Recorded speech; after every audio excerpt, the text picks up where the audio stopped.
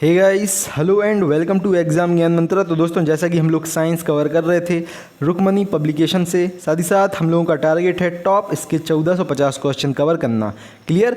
तो set number 2 है। इसके पहले इसका पार्ट फर्स्ट हम लोग कवर कर चुके हैं। जिन लोगों ने इस वीडियो को नहीं देखा है, डिस्क्रिप्शन में आपको उसकी लिंक मिल जाएगी, साथ ही साथ हमारे कमेंट बॉक्स में आपको उसकी लिंक मिल जाएगी। आप वहाँ पर जाके उसको पूरा देख सकते हैं और बेहतरीन तरीके से प्रिपेयर कर सकते हैं अपनी साइंस को, जो आपके लिए हेल्पफुल रहने वाली है आपके एनटीपीसी ग्रुप डी के एग्जाम में, आपके आगामी लेखपाल एग्जाम में, साथ ही साथ उत्तर प्रदेश सब इंस्पेक्टर के एग्जाम में। चलिए, जो लोग उत्तर प्रदेश के दोस्तों किसी भी एग्जाम की प्रिपरेशन कर रहे हैं, आप बेस्ट तरीके से हिंदी प्रिपेयर कर सकते हैं हमारे पीडीएफ कोर्सेज की सहायता से। हम लोग गारंटी देते हैं इस पूरे पीडीएफ कोर्स को आप ईमानदारी से जब पढ़ेंगे तो किसी भी एग्जाम में 95% आप हिंदी को बिल्कुल आसानी से कवर कर लेंगे और 95% आप स्कोर कर लेंगे। साथ ही साथ लेखपाल एग्जाम के लिए ग्राम समाज विकास और ग्रामीण जानकारी और एग्रीकल्चर आप बेहतरीन तरीके से पढ़ सकते हैं। डिस्क्रिप्शन में इस पूरे पीडीएफ कोर्स की आपको लिंक मिल जाएगी। और उत्तर प्रदेश के किसी भी एग्जाम के लिए उत्तर प्रदेश की सामान्य ज्ञान और यूपीएससी के पिछले 5 सालों में जितने भी एग्जाम कराए गए हैं उसके टॉप 1000 जीके के क्वेश्चन, ये सारे पीडीएफ कोर्सेस आप अवेल कर सकते हैं एग्जाम ज्ञान मंत्रा से। और डिस्क्रिप्शन में हमारा व्हाट्सअप नंबर भी दिया गया है, आप उस पर मैसेज कर सकते हैं। इन सभी कोर्सेज का आप डेमो देख सकते हैं और अगर आप फिर चाहें तो इन पूरे कोर्स को अवेल कर सकते हैं। चलिए, पहला क्वेश्चन देख लेते हैं दोस्तों। अपना पहला क्वेश्चन है क्वेश्चन नंबर 31। वन पारिस्थितिक तंत्र में हरे पौधे क्या होते हैं? तो दोस्तों, वन पारिस्थितिक तंत्र जो फॉरेस्ट इकोसिस्टम होता है, इसमें आपके हरे पौधे होते हैं उत्पादक। ऑप्शन नंबर डी अपना आंसर हो जाएगा, यानी कि उत्पादक। क्लियर। चलिए देख लेते हैं ये उत्पादक, मूल उपभोक्ता और मूल उत्पादक क्या कहलाते हैं। तो दोस्तों, वैसे उपभोक्ता जो उत्पाद से सीधे भोजन प्राप्त करते हैं मूल या प्राथमिक उपभोक्ता कहलाते हैं। ठीक है, जैसे कि घास खाने वाले जानवर हो गए। तो आपके वन पारिस्थितिक तंत्र में हरे पौधे क्या कहलाते हैं? उत्पादक। और जो उत्पादक से सीधे भोजन प्राप्त करते हैं, यानी कि जो लोग पेड़ों को खाते हैं, उन्हें क्या कहा जाता है? उन्हें कहा जाता है प्राथमिक उपभोक्ता। ठीक है, उन्हें क्या कहा जाता है? प्राथमिक उपभोक्ता आप कह सकते हैं। क्लियर। चलिए, साथ ही साथ दोस्तों, मृत उत्पादक एवं उपभोक्ता को सरल पदार्थों में अपघटित करने वाले जीव को क्या कहा जाता है? डीकम्पोजर, यानी कि अपघटक कहा जाता है। क्लियर। जैसे कि ऑप्शन में आप इसको देख सकते हैं, बैक्टीरिया, वायरस, फंजाई इत्यादि। अगला क्वेश्चन देखते हैं। जीवों तथा वातावरण के पारस्परिक संबंधों का अध्ययन क्या कहलाता है? क्वेश्चन नंबर 32 है अपना, जीवों तथा वातावरण के पारस्परिक संबंधों का अध्ययन क्या कहलाता है? आंसर हो जाएगा आपका इकोलॉजी। ठीक है, इकोसिस्टम और इकोलॉजी में आप कंफ्यूज मत हो जाना, उत्तर होगा इसका अपना इकोलॉजी। चलिए नेक्स्ट क्वेश्चन देखते हैं। क्वेश्चन नंबर 30 है दोस्तों अपना, निम्नलिखित में से किस युग में कोई जीवन नहीं था? आंसर हो जाएगा इसका ऑप्शन नंबर बी, यानी कि एजोइक काल में। ठीक है दोस्तों, एजोइक काल में आपका कोई भी जीवन नहीं था। इन कालों को थोड़ा देख लेते हैं दोस्तों। जो एजोइक काल है, इसको प्राग जैविक काल भी आपका कहा जाता है। कौन सा कहा जाता है काल? इसको कहा जाता है प्राग जैविक काल। ठीक है, और जो प्राग जैविक काल है, इसमें कोई भी जीवन नहीं था। इस काल को आकार्यन काल के नाम से भी जाना जाता है और इस काल में चट्टानों में जीवाश्मों का पूर्णतः अभाव था। जब कोई जीव ही नहीं था तो जीवाश्म कैसे बनेंगे? ठीक है, तो इसको याद रखना बहुत ही ज़्यादा इम्पॉर्टेंट है। एजोइक काल कहा जाता है, प्राग जैविक काल कहा जाता है, साथ ही साथ इसको आर्कियन काल भी कहा जाता है। चलिए अगला क्वेश्चन देख लेते हैं दोस्तों। उत्परिवर्तनवाद यानी कि म्यूटेशन थ्योरी किसने प्रस्तुत की थी? Question number 34। आंसर हो जाएगा अपना ह्यूगो डीवरीज। क्लियर, यानी कि डीवरीज ये लिखा है अपना ऑप्शन नंबर डी, ये अपना उत्तर हो जाएगा। इसको थोड़ा अच्छे से देख लेते हैं दोस्तों। तो म्यूटेशन थ्योरी का प्रतिपादन ह्यूगो डीवरीज ने किया था। साथ ही साथ इन्होंने एक नया उत्परिवर्तन सिद्धांत प्रस्तुत किया था जिसे नव डार्विनवाद के नाम से भी जाना जाता है। किस नाम से जाना जाता है? नव डार्विनवाद के नाम से जाना जाता है। क्लियर। चलिए अगला क्वेश्चन देख लेते हैं। अगला क्वेश्चन है, 1 माइक्रोन किसके बराबर होता है? क्वेश्चन नंबर 35 है अपना। तो दोस्तों, 1 माइक्रोन होता है 1/1000 मिलीमीटर के बराबर, यानी कि 0.001 मिलीमीटर के बराबर। उत्तर क्या हो जाएगा अपना? ऑप्शन नंबर 1 अपना उत्तर हो जाएगा, यानी कि 1/1000 मिलीमीटर। चलिए अगला क्वेश्चन देखते हैं। अगला क्वेश्चन है दोस्तों अपना, पैलेंटियोलॉजी किसका अध्ययन कहलाता है? तो उत्तर हो जाएगा अपना ऑप्शन नंबर डी, यानी कि जो फॉसिल्स यानी जीवाश्मों का जो अध्ययन होता है उसको कहा जाता है पैलेंटियोलॉजी। क्लियर है ना? जीवाश्मों के अध्ययन को क्या कहा जाता है? पैलेंटियोलॉजी कहा जाता है। अगर आपसे पूछा जाए पक्षियों के अध्ययन को क्या कहा जाता है, तो ऑर्निथोलॉजी। पक्षियों के अध्ययन को कहा जाता है, क्या कहा जाता है? पक्षियों का अध्ययन कहा जाता है ऑर्निथोलॉजी। क्लियर? साथ ही साथ अगर आपसे पूछा जाए अस्थियों के अध्ययन को क्या कहा जाता है, तो ऑस्टियोलॉजी कहा जाता है। आपके अस्थियों के अध्ययन को, अस्थि मीन्स हड्डियों के अध्ययन को कहा जाता है ऑर्निथोलॉजी। और ये आपके बार बार रिपीट होते हैं आपके एनडीबीसी ग्रुप डी, साथ ही साथ आपके लेखपाल एग्जाम में भी ऐसे क्वेश्चन रिपीट होते हैं, और आपके जो यूपीएसआई या फिर स्टेट गवर्नमेंट के जितने भी एग्जाम होते हैं ये सारे क्वेश्चन उनमें बार बार रिपीट होते हैं। चलिए अगला क्वेश्चन देखते हैं दोस्तों, क्वेश्चन नंबर 38 अपना, डायनासोरों का सुनहरा काल किस महाकल्प को कहा जाता है? क्वेश्चन नंबर 38 बहुत ही ज़्यादा इंपॉर्टेंट है आपका, ठीक है। तो मीसोजोइक महाकल्प यानी मीसोजोइक काल को दोस्तों कहा जाता है डायनासोरों का सुनहरा महाकल्प यानी कि सुनहरा काल। ऑप्शन नंबर डी अपना उत्तर हो जाएगा, और मोस्ट इम्पॉर्टेंट अपना ये क्वेश्चन है, ठीक है, मोस्ट इम्पॉर्टेंट क्वेश्चन है, बिल्कुल इसको रट लो। चलिए इसको थोड़ा देख भी लेते हैं। तो दोस्तों इस काल को ट्रियासिक काल और रेप्टिलिया एरा भी कहा जाता है। कौन सा कहा जाता है? Triassic era. एक हो गया अपना ट्रियासिक काल, साथ ही साथ एक हो गया अपना रेप्टिलिया एरा। इस काल को 3 भागों में बांटा गया है, ठीक है, 3 उपकालों में बांटा गया है। एक है अपना ट्रियासिक, एक है जुरैसिक और एक है क्रिटेसिक। आपने जुरैसिक वर्ल्ड ऐसी मूवी देखी भी होंगी, बहुत ही ज़्यादा इंपॉर्टेंट क्वेश्चन बन जाता है आपका। फिर से एक बार देखते हैं, डायनासोरों का सुनहरा काल, मीसोजोइक काल। क्लियर? रट लो बिल्कुल इस क्वेश्चन को। चलिए अगला क्वेश्चन देखते हैं, जीवन की उत्पत्ति किस महाकल्प में हुई थी? फिर से मोस्ट इम्पॉर्टेंट आपका ये क्वेश्चन है। क्वेश्चन नंबर 39 उत्तर हो जाएगा अपना प्री कैम्ब्रियन युग में हुई थी आपकी जीवन की उत्पत्ति, ठीक है। ऑप्शन नंबर ए अपना है प्री कैम्ब्रियन युग। दोस्तों इस काल में रीढ़ विहीन जीवन का प्रादुर्भाव हो गया था, यानी कि जिनमें रीढ़ की हड्डी नहीं पाई जाती है ऐसे जीवन का उद्भव हो गया था। साथ ही साथ अगर सीनोजोइक काल को देखा जाए, जो अपना ऑप्शन नंबर डी है, तो दोस्तों इसे नवजीवी महाकल्प भी कहा जाता है, और इसे तृतीयक या टर्शरी युग भी कहा जाता है। इसे एरा के पैलियोसीन काल में सर्वप्रथम स्तनपायी व पूंछ विहीन बंदरों का आविर्भाव हुआ था। जो सीनोजोइक काल है ना, इसमें सबसे पहले स्तनपायी यानी जो मैमेलियंस होते हैं और पूंछ विहीन बंदर, जिनकी पूंछ नहीं होती है, ऐसे बंदरों का उद्भव हुआ था, ठीक है। किस काल में? सीनोजोइक काल में। चलिए फिर से बहुत ज़्यादा इंपॉर्टेंट क्वेश्चन नंबर 40, आधुनिक मानव के अभिनव पूर्वज कौन थे?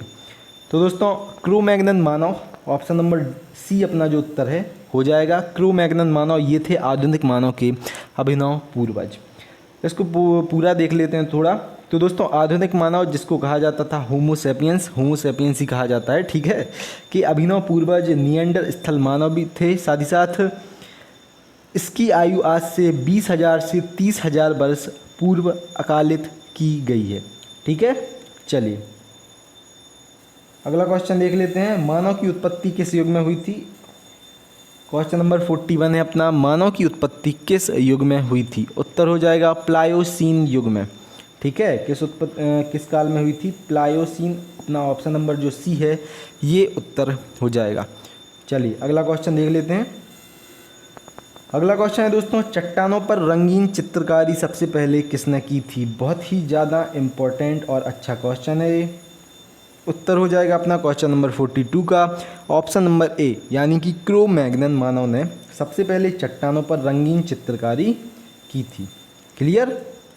नेक्स्ट क्वेश्चन देखते हैं दोस्तों, आयोडीन युक्त नमक की मानव शरीर में क्या भूमिका रहती है?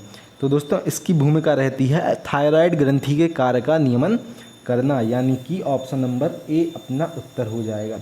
और आयोडीन की कमी से कौन सा रोग हो जाता है? तो भैया आयोडीन की कमी से हो जाता है घेंगा रोग, ठीक है।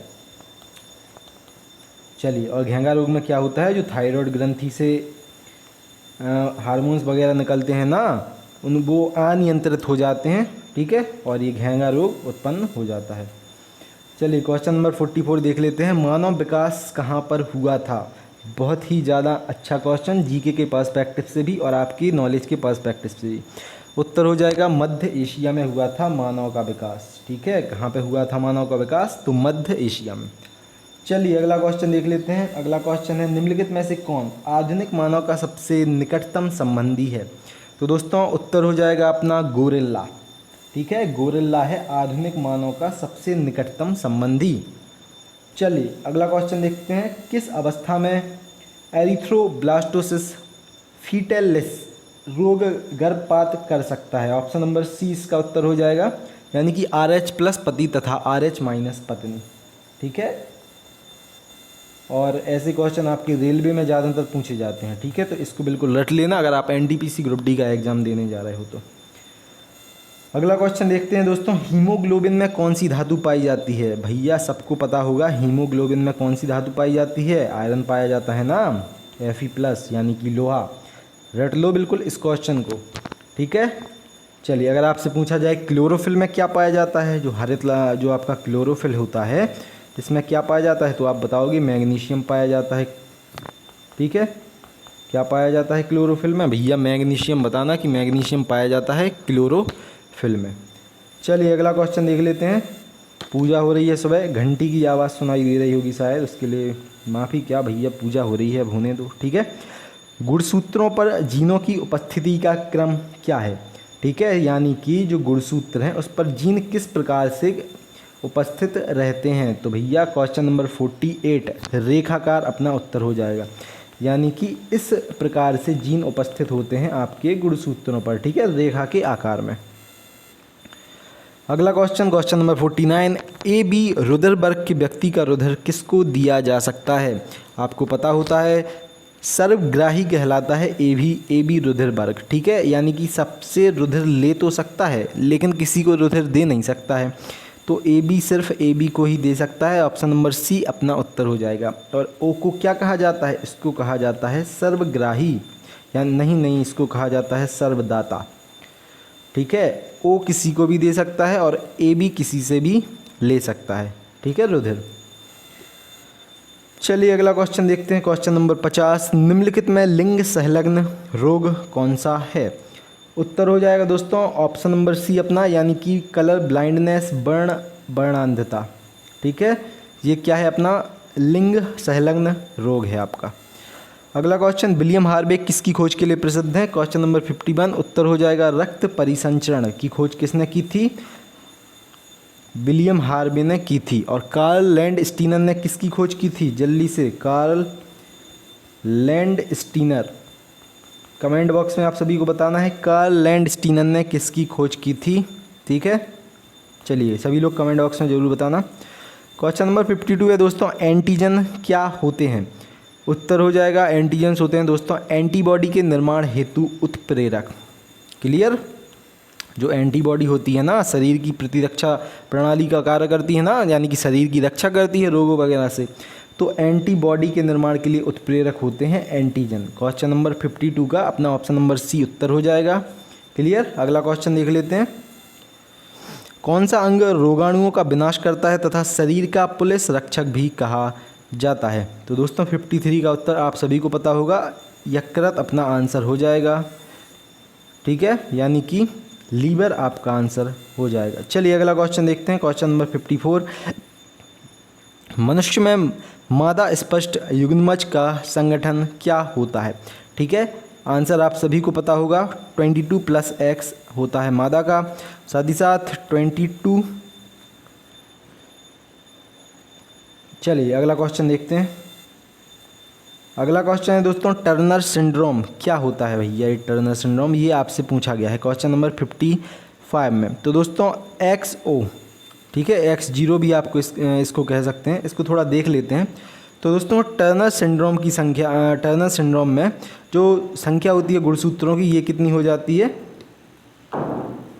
45। ठीक है, कितनी हो जाती है? 45 आपकी गुणसूत्रों की संख्या हो जाती है टर्नर सिंड्रोम में। क्लियर? साथ ही साथ इनका शारीरिक विकास भी नहीं हो पाता है। जो टर्नर सिंड्रोम जिनको होता है उनका शारीरिक विकास भी नहीं हो पाता है, इनकी आवाज़ मोटी हो जाती है। क्लियर? चलिए अगला क्वेश्चन देख लेते हैं। और जो ये XXY लिखा है, ठीक है, XXY, sorry, option number C में आपने लिखा है। तो क्लीन फिल्टर सिंड्रोम होता है ना दोस्तों जो, तो XXY के द्वारा क्या हो जाता है, क्लीन फिल्टर, ठीक है, सिंड्रोम, और XO के कारण टर्नर सिंड्रोम। चलिए अगला क्वेश्चन देखते हैं, क्वेश्चन नंबर 56 अपना, हीमोफीलिया रोग क्या है। क्वेश्चन नंबर अपना 56 दोस्तों, हीमोफीलिया रोग क्या है। उत्तर हो जाएगा आपका आनुवांशिक तथा लिंग संलग्न, ठीक है, आनुवांशिक है और लिंग संलग्न है आपका हीमोफीलिया डिसीज।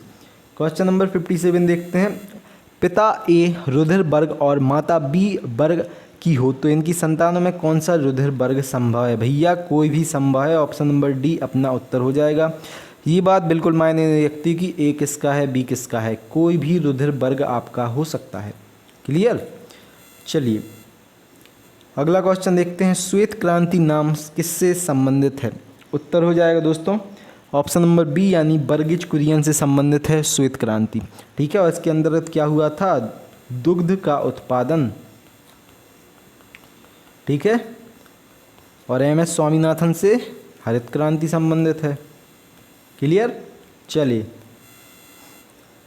अगला क्वेश्चन, सेकंड लास्ट क्वेश्चन है, RH फैक्टर के खोजकर्ता कौन है।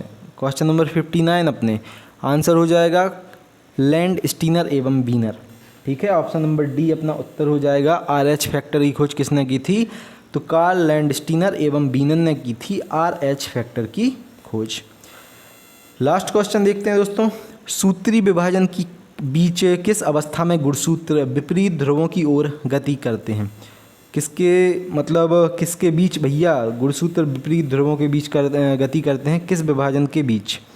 तो उत्तर हो जाएगा विभाजन की किस अवस्था में, तो एनाफेज अवस्था में, ऑप्शन नंबर डी जो अपना है एनाफेज अवस्था, ये अपना उत्तर हो जाएगा। क्लियर। चलिए तो दोस्तों ये बेहतरीन क्वेश्चन थे रुक्मणी पब्लिकेशन की साइंस के, और आप अगर इस पूरी सीरीज़ को कवर कर लेंगे तो आप बेहतरीन अच्छे तरीके से कवर कर लेंगे आपकी बायोलॉजी को, क्योंकि अभी हम लोग बायोलॉजी पढ़ रहे हैं। इसके बाद हम लोग पूरी केमिस्ट्री को कवर करने वाले हैं जिसमें 1300 से अधिक क्वेश्चन रहेंगे, और पूरी फिजिक्स को भी कवर करेंगे जिसमें 1100 से अधिक आपके क्वेश्चन रहने वाले हैं। तो बने रहिए एग्जाम ज्ञान मंत्र पे। जो लोग चैनल पर नए हों चैनल को आप सब्सक्राइब जरूर कर लें। साथ ही साथ आप अगर उत्तर प्रदेश के किसी भी एग्ज़ाम की तैयारी कर रहे हैं, अगर आप जेल वार्डन, फायरमैन या फिर आगामी UPSI लेखपाल की तैयारी कर रहे हैं, आप इन PDF कोर्सेज़ को ज़रूर अवेल कर लें। मैं गारंटी देता हूं इनसे अच्छा और कम प्राइस में आप कहीं पर तैयारी नहीं कर पाएंगे। सभी एग्ज़ाम्स के लिए बेहतरीन तरीके से इनमें सारा आपका इम्पॉर्टेंट मटेरियल कवर किया गया है, और शानदार तरीके से आप अपनी पढ़ाई को इनसे कर सकते हैं। चलिए मिलते हैं दोस्तों इसके पार्ट 3 में। आज हम लोगों ने इसका पार्ट 2 कवर किया है। मिलते हैं कल अगली वीडियो में जिसमें आप पार्ट 3 पढ़ पाएंगे। जय हिंद, जय भारत, भारत माता की जय। Have a great day.